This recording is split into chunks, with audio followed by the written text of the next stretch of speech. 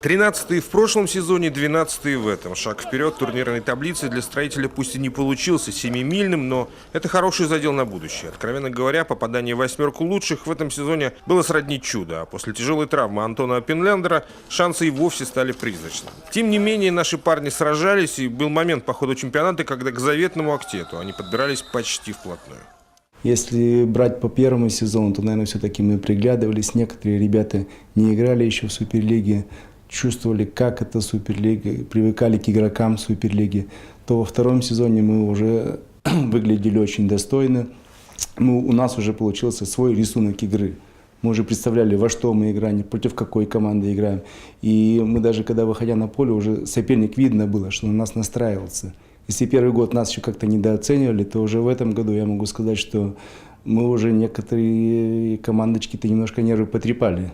Я думаю, что сезон получился хороший. Ребята все выкладывались на 100%.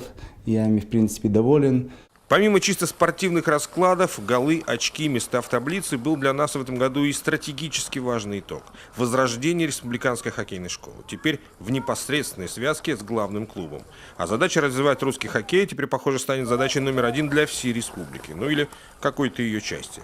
Без подпитки извне, допустим, именно вот с района, где-то с других городов, как было раньше, нам без этого просто невозможно будет прожить. Не только, чтобы в Сыктывкаре было представлено хоккей с мячом, но и в других отдаленных районах, хотя бы где-то в ближайших. Это и Вильгород, у нас и Картирос, Сыктывдинский район, также есть еще в Сысольском районе, там, где есть условия для занятий хоккей с мячом.